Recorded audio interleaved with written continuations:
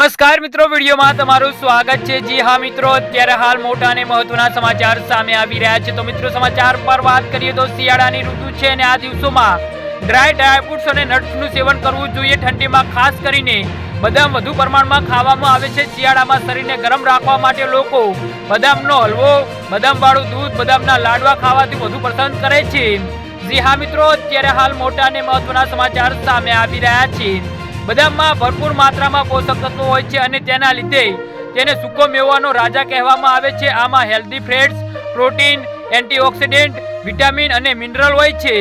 જી હા મિત્રો, અત્યારે હાલ મોટા સમાચાર સામે આવી રહ્યા છે।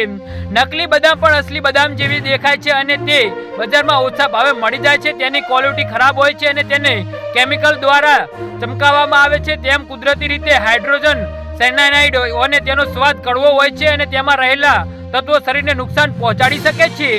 જી હા મિત્રો, અત્યારે હાલ મોટા સમાચાર સામે આવી રહ્યા છે। નકલી બદામ કડવી હોય છે અને તેમાં હાઇડ્રોજન સાયનાઇડ હોય છે, જે ઝેરી પદાર્થ છે અને તેને લીધે શ્વાસ લેવામાં તકલીફ, માથાનો દુખાવો, ઉબકા અને અમુક વ્યક્તિ ગંભીર મામલામાં મૃત્યુ પણ થઈ શકે છે। જી હા મિત્રો, તો આના વિશે તમારું શું કહેવું છે તો નીચે અમારી કોમેન્ટ બોક્સમાં જરૂરથી જણાવજો અને અમારી યુટ્યુબ ચેનલને સબસ્ક્રાઇબ કરવાની ભૂલતા